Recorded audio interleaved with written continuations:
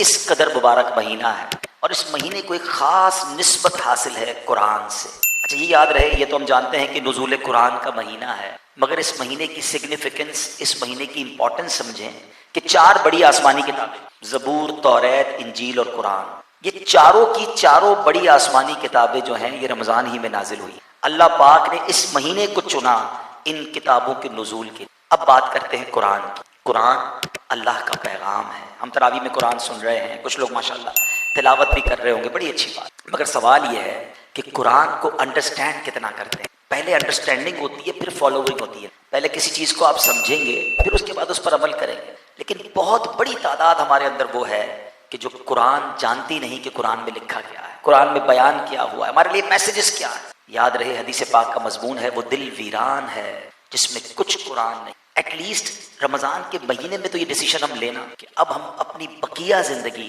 कुरान के साथ गुजारें, कुरान को अंडरस्टैंड करें। कुरान किस कदर रहमतें, बरकतें, हमारे लिए ख़जाने लेकर आया, हमें क्या पता, हमने पढ़ा ही नहीं है। हमने कुरान के साथ हमारा ताल्लुक़ कैसे जोड़ा है। एक वाक़या मैंने कई बार बयानात में बयान किया कि एक बूढ़ी खातून थी, बीमार भी थी और गरीब भी थी। बड़े पैसे जोड़ जोड़ कर अपने बच्चे को बाहर भेजा कि बेटा बाहर जाएगा तो कमा कर पैसे भेजेगा। बेटा बाहर गया, जाकर माँ को उसने थोड़े दिनों बाद एक ख़त भेजा। माँ बड़ी खुश हुई कि मेरे बेटे ने, लाडले ने विलायत से मुझे याद किया। उस लिफाफे को चूमा, आंखों से लगाया और दराज में रख दिया। अगले महीने फिर ख़त आया, फिर बड़ी खुश हुई, मगर पढ़ना जानती नहीं थी। फिर उस ख़त को दराज में रख दिया। बहुत सारे एनवलप आते गए, वो दराज भरती गई, माँ बीमार होती गई, गुर्बत बढ़ती गई और माँ दुनिया से चली गई। पड़ोस की खातून आई, खवातीन आई, घर को साफ किया, दराज खोला तो बहुत सारे एनवलप मिले। जैसे एनवलप्स को खोला तो उन एनवलप्स में हर खत के साथ मनी ऑर्डर था। बेटे ने हर महीने माँ को पैसे भेजे थे। अगर वो सारे मनी ऑर्डर कैश हो जाते तो माँ की गुर्बत भी दूर होती, इलाज भी हो जाना था। मगर माँ पढ़ी लिखी नहीं थी, वो नहीं जानती थी कि खतों के अंदर, इन लिफाफों के अंदर मेरे लिए कितना खजाना मौजूद है। बज़ाहिर तो ये एक स्टोरी है, मगर हमारा कुरान से ताल्लुक ऐसा ही तो है। हम कुरान किस लिए यूज़ करते हैं? आंखों से लगाते हैं, चूमते हैं। नई दुकान लिए, भाई जल्दी कुरान लेकर आओ, कुरान रखना है। नया घर लिया, जल्दी कुरान, अच्छा सा जुल्दान बनाओ, बड़ा खूबसूरत सा कुरान खरीदना है। भाई नया घर लिया है, अच्छा फिर नया कारोबार, यार खत्मे कुरान कराना है ताकि कारोबार में बरकत चाहिए। घर में खत्मे कुरान कराना है, और उसमें भी हमने देखा कि खत्मे कुरान में भी जिसके घर में खत्मे कुरान है वो नहीं पढ़ रहा होता है। वो बच्चों को बिठा देगा, तुम पढ़ लो, सारी बरकतें तुम लोग लेकर आओ मेरे घर में, मैं कुरान खोलने के लिए रमजान में खोलूंगा। सच बताइए, हम सही कर रहे हैं कुरान के साथ? क्या इसलिए कुरान हमें दिया गया, इसलिए ये नाजिल हुआ है? पढ़ाई नहीं है, अंडरस्टैंड ही नहीं किया है। आज लोगों के मैसेजेस की, लोगों के पैगामात की हमारी लाइफ में कितनी अहमियत है। आज सुबह उठने के बाद पहले लोग अल्लाह रसूल का नाम लेते थे, वजू करते थे, अब तो आंखें पूरी नहीं खुलती, मोबाइल उठाते हैं कि भाई किसका मैसेज आया पहले देखें। फिर उसके बाद भी जिसका इंपॉर्टेंट है उसको पहले सुनते हैं, फैमिली का तो फ्रेंड्स का, अच्छा बिजनेस कोलीग्स का, कस्टमर का। अगर कोई नौकरी करता है तो अपने बॉस का मैसेज पहले सुनेगा ताकि मिस ना हो जाए, इंपॉर्टेंट मैसेज है। अल्लाह के मैसेज का कोई टाइम नहीं है। 40 साल, 50 साल, 60 साल उम्र हो गई, नोबडी केयर अबाउट कुरान। क्या अल्लाह ने फरमाया कुरान में, किसको पता है? इतने साल गुजरने के बाद भी कुरान के बारे में नहीं पता। बाकी जो पूछना है पूछ लो हमसे। इस मुल्क में रहकर आज अफ्रीका के क्या हालात हैं, अमेरिका के क्या हालात हैं, सियासत क्या कहती है, स्पोर्ट्स क्या कहता है। $1 खरीदना नहीं, रोज डॉलर का रेट मालूम होता है। सोने का ऐसे रेट मालूम करेंगे जैसे काने ली हुई है सोने की, हर चीज की मालूमात रखनी है। लेकिन कुरान के बारे में ना समझने के लिए कोई तैयार है, ना टाइम देने के लिए। मैं आपसे पूछता हूँ, ये जवाब चलेगा अल्लाह की बारगाह में जब हम जाएंगे कि या अल्लाह कुरान इसलिए नहीं पढ़ सका कि टाइम नहीं मिला, बिजी बहुत था, फैमिली लाइफ थी, बिजनेस पे बिजी था। आप खुद सोचें, हम गलत कर रहे हैं, हम जाया कर रहे हैं अपने इन लम्हात को। ये रमजान देखें, this is the right time for the right intentions. हमारा जो मेन एनिमी है ना वो बंद है इस वक्त। अच्छी नीयतें और अच्छे काम के डिसीजन रमजान में लिए जा सकते हैं, क्योंकि हमारा दिल इतना शैतान, क्योंकि शैतान बंद है। अब अपनी आदतें खराब कर रही है तो अलग बात है, वरना दिल नरम है।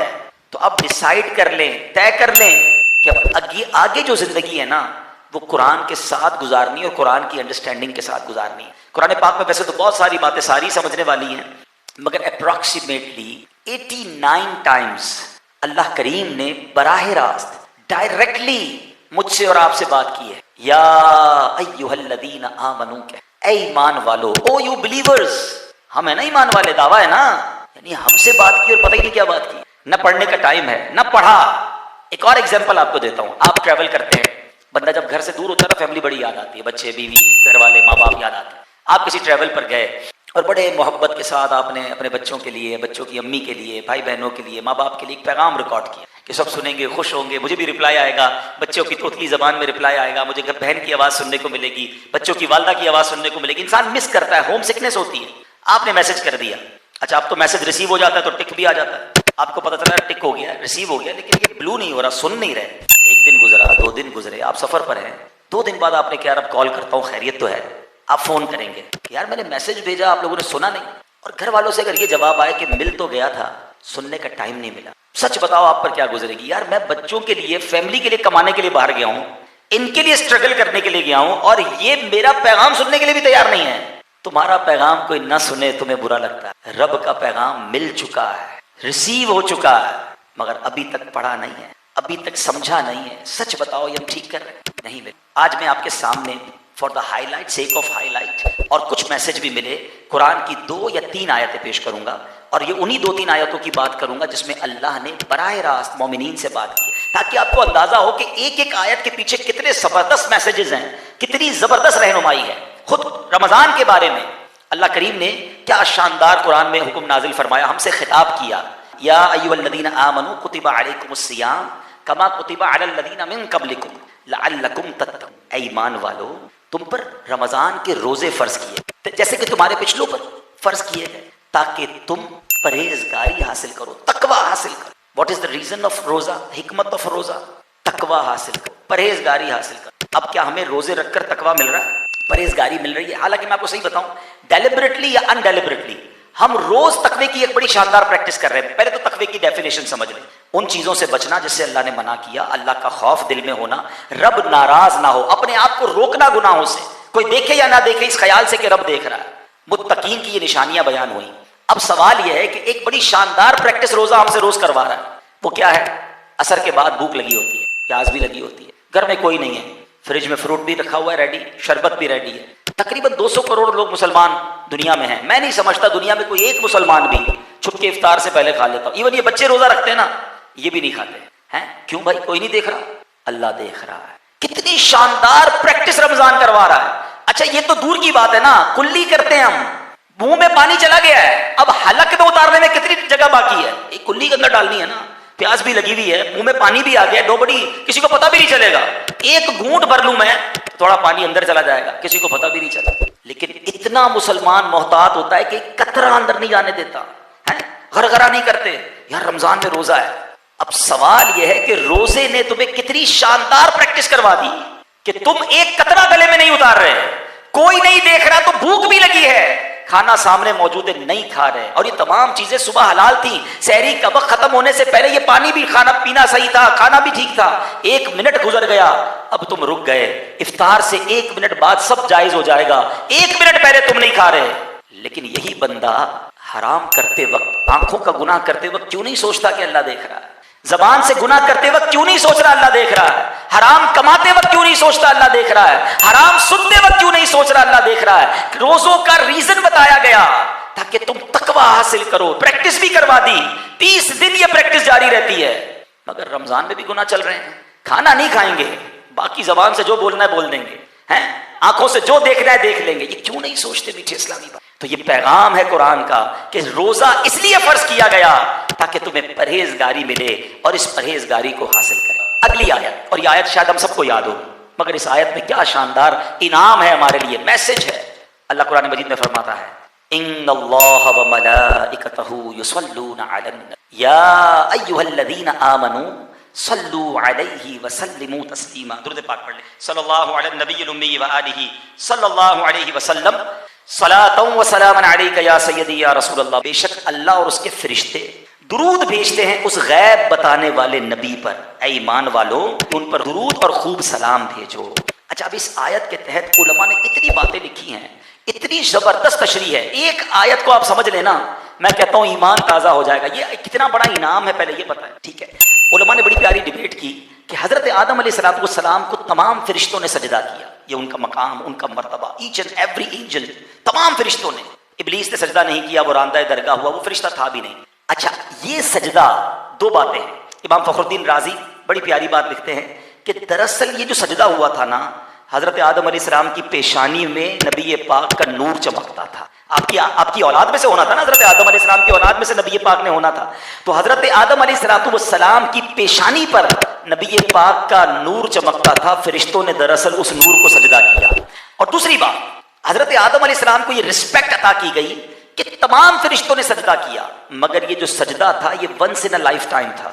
जुम्मा का दिन था, जवाल के वक्त ये सजदा शुरू हुआ और असर तक रहा, ठीक है, लेकिन एक बार हुआ। अब जरा जो अरबी ग्रामर जानते हैं, उलमा बैठे हैं, इस आयत की खूबसूरती समझिए। इन्नल्लाह व मलाइकतहू युसल्लूना अलन नबी। युसल्लून का जो लफ्ज है ये कंटिन्यू वर्ब पर दलालत करता है। ये एक फेल एक बार नहीं हुआ। ये नहीं फरमाया कि अल्लाह और उसके फरिश्तों ने एक बार दुरूद पढ़ दिया, मोमिनो तुम भी पढ़ लो, नहीं। युसल्लून का मतलब है ये अमल मुसलसल जारी है। हर वक्त नबी पाक की बारगाह में फरिश्ते दुरूद भेज रहे हैं, अल्लाह रहमत नाजिल फरमा रहा है। ये डिफरेंशिएट करना भी जरूरी है। अल्लाह का दुरूद भेजना और है, फरिश्तों और हमारा दुरूद पढ़ना और है। हम इल्तिजा करते हैं अल्लाह की बारगाह में, या अल्लाह उन पर रहमतें भेज दे, और अल्लाह नबी पाक पर रहमतें मुसलसल बरसा रहा है। पूरे कुरान में कोई एक हुक्म ऐसा नहीं है जिस पे रब फरमाए मैं भी करता हूं, फरिश्ते भी करते हैं, मेरे बंदो तुम भी शामिल हो जाओ। ये फकत दुरूद पाक का अमल है जो रब फरमा रहा है कि रब भी उन पर दुरूद नाजिल फरमा रहा है, रहमतें नाजिल फरमा रहा है, फरिश्ते भी दुरूद भेज रहे हैं, मेरे बंदो तुम भी शामिल हो जाओ। अब जरा गौर कीजिए कि हमारे आका अलैहिस्सलाम को हमारे दुरूद की हाजत है? नहीं। हमारी तो औकात ही कोई नहीं। हम हैं कितने दुनिया में? मुसलमान 200 करोड़। अच्छा, बहुत सारी कैलकुलेशन है, लंबी हो जाएगी बात में। इश्क वाली ये कैलकुलेशन बता देता हूं जो सभी को पता है। एक हदीस आप सबने सुनी होगी कि नबी पाक अलैहिस्सलाम के रोजे पर 70,000 फरिश्ते सुबह हाजिरी देते हैं, 70,000 फरिश्ते शाम हाजिरी देते हैं। इट मीन्स 12 घंटे की अप्रोक्सीमेटली हाजिरी है। और जो एक बार हाजिरी देता है उसको दोबारा हाजिरी नहीं मिलती। बड़ा जबरदस्त रेलेवेंट क्वेश्चन है कि जनाब फरिश्ते तो मासूम हैं, गुनाह ही नहीं करते, एक बार हाजिरी, वो भी 12 घंटे की, जरा ज्यादा टाइम दिया जाता या दोबारा रिपीट हाजिरी दी जाती, इसकी वजह क्या है? सुभान अल्लाह। जब भी कहीं मामला उलझता है ना तो फिर आला हजरत की बारगाह से सुलझ जाता है। सैयदी आला हजरत चंद शेरों में वो कहते हैं ना, पंजाबी में गल मुका देते हैं। आला हजरत फरमाते हैं 70,000 सुबह हैं, 70,000 शाम, यूं बंदगी जुल्फ रुख आठों पहर की। फरमाते 24 आवर का जो रोस्टर है ना, 24 आवर की जो ड्यूटी है वो इस तरह है कि 70,000 सुबह है, 70,000 शाम, यूं बंदगी जुल्फ रुख आठों पहर की है, जो एक बार आए दोबारा ना आएंगे, रुखसत ही बारगाह से बस इस कदर की है। इतनी इजाजत है, परमिशन ही एक बारी की है। तो वही सवाल है कि वजह क्या है, रीजन क्या है?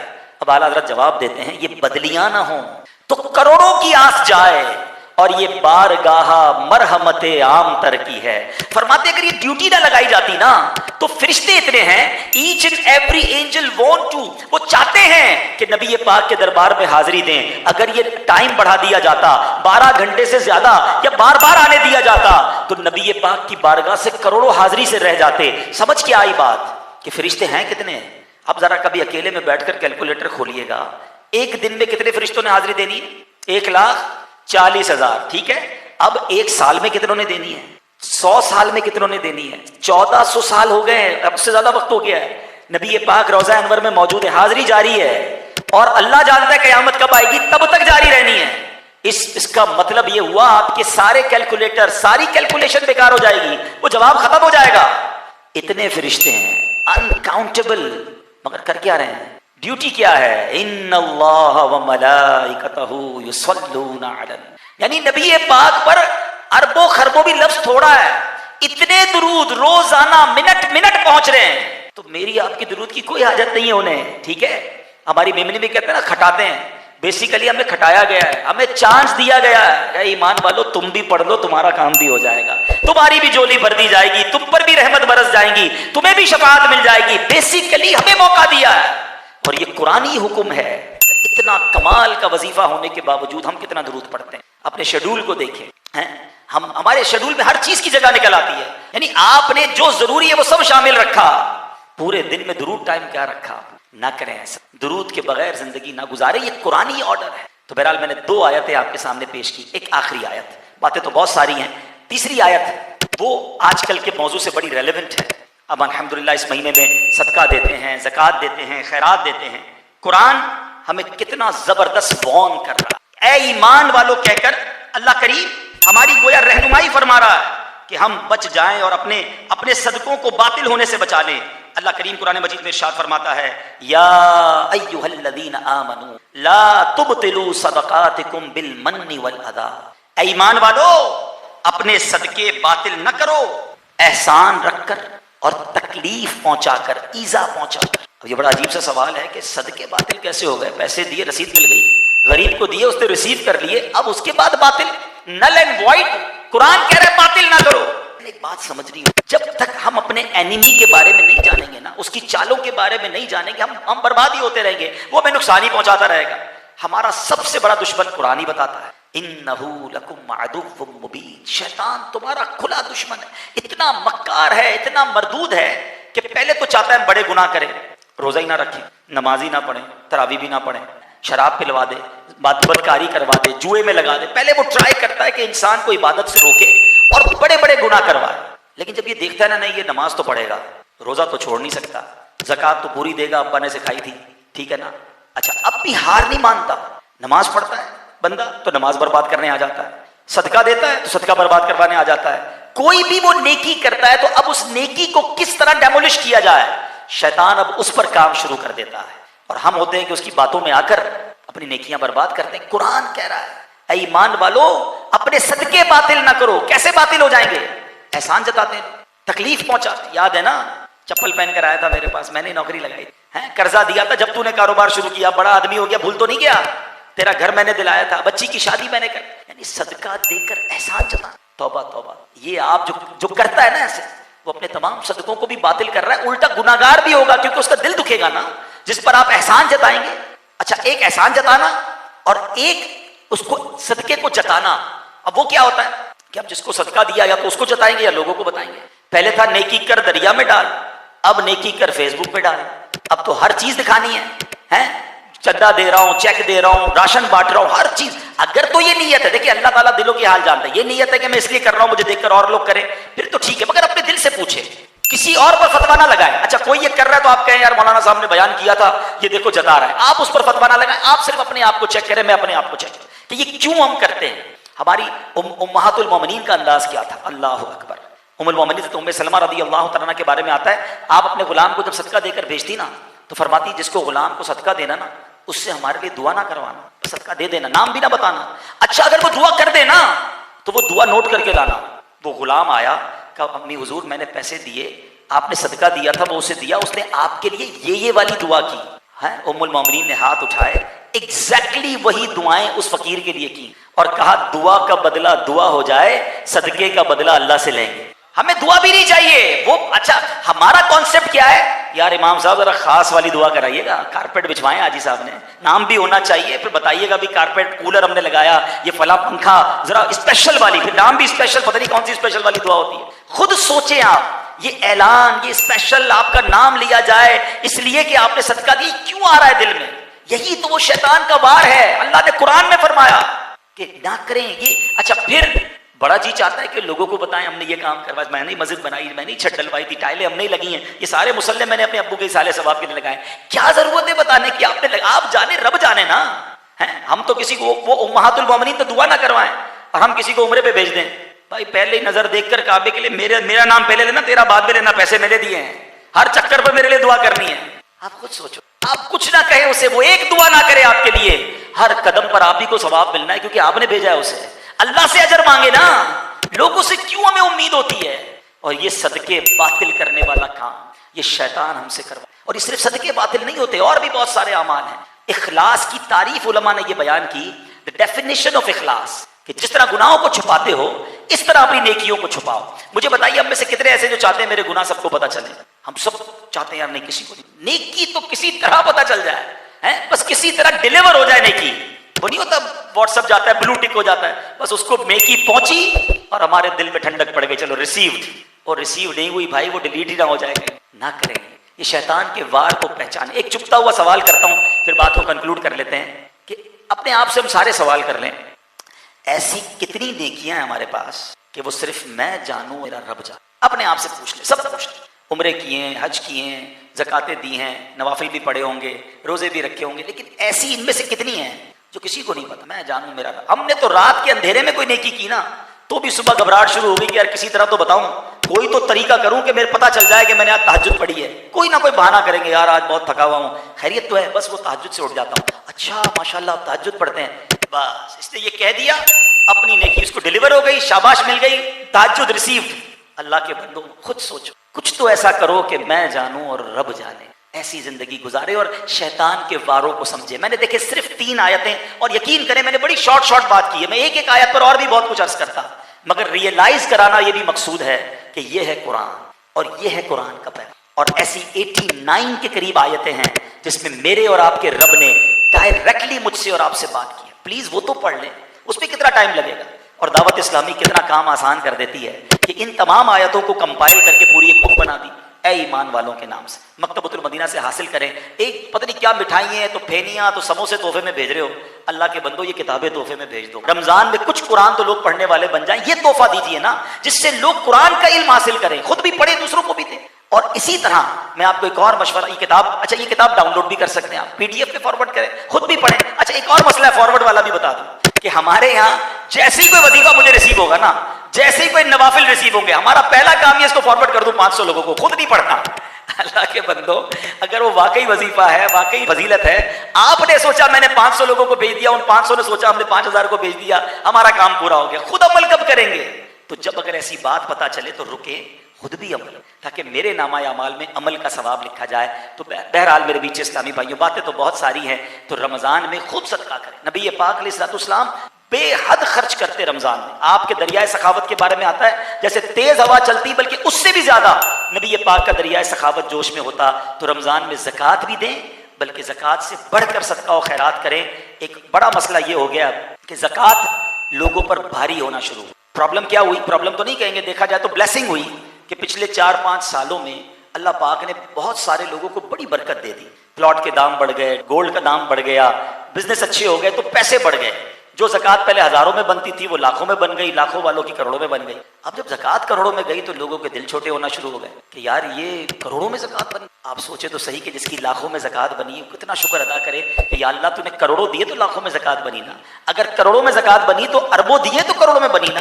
देखो फिर भी ज़कात देते वक्त बर्डन फील करते हैं, कभी भी बर्डन फील ना करना, खुश दिली के साथ दें, सजदा शुक्र भी अदा करें कि अल्लाह तेरी मेहरबानी, तूने देने वाला बनाया, तूने मांगने वाला नहीं। अल्लाह ज़कात बढ़ाता ही रहेगा आपकी, आप पूरी दे और बढ़ेगी, मगर इसको देते वक्त बर्डन फील ना करें, खुश दिली के साथ आप देंगे, रब्बे करीम और आपको अता फरमाएगा। तो इस महीने में खूब खर्च कीजिए, बेहतरीन खर्च कीजिए, अपने रिश्तेदारों पर खर्च कीजिए, अपने मुलाजमीन पर खर्च कीजिए, जो मुस्तहिकीन हैं उन पर खर्च कीजिए। और उसके बाद गुजारिश करूंगा कि आपकी दावत इस्लामी आपके सामने है, दीन का कितना बड़ा काम कर रही है, तो अपनी ज़कात और अपने डोनेशन में दावत इस्लामी का हिस्सा ज़रूर रखें। फितरा ये जो हम देते हैं, हमने देना ईद से पहले, उसका भी एक अजब फिनोमेना है। बचपन से अल्लाह सलामत रखे दावत इस्लामी वालों को, इन्होंने सिखा दिया, पिछले चंद सालों से समझ आई, वरना हदीस भी नहीं पढ़ी थी। कभी गौर किया कि उसमें और कैटेगरीज भी हदीस में आई।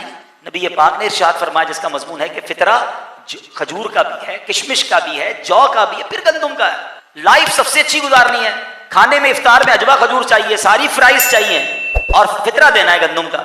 खुद सोचे, जिस रब ने आपको इतनी नेमतें दी हैं, आपकी बारी आई है देने में, तो आप उसमें लोएस्ट कैटेगरी चूज कर रहे हैं। अल्लाह की राह में खर्च करते वक्त बेहतरीन और शानदार और सबसे अहम बात, खुश दिली इंजॉय करें, इसको मजा लें। या अल्लाह तेरी मेहरबानी, इतने पैसे मैंने खर्च किए, तूने दिए तो खर्च किए, मेरी तो औकात ही कोई नहीं है। इस तरह जब आप खर्च करेंगे खुश दिली के साथ, अल्लाह आपको और अता फरमाएगा। अल्लाह पाक हमें हमारे सीनों को नूरे कुरान से मुनव्वर फरमाए, कुरान पाक से सच्ची मोहब्बत अता फरमाए, और कुरान को समझने, अंडरस्टैंड करने की तौफीक अता फरमाए। तफसीर कुरान सिरातुल जिनान, एक आपको मशवरा दे देता हूँ, हासिल कर लें या एटलीस्ट इसे डाउनलोड कर लें, इसकी एप्लीकेशन भी मौजूद है।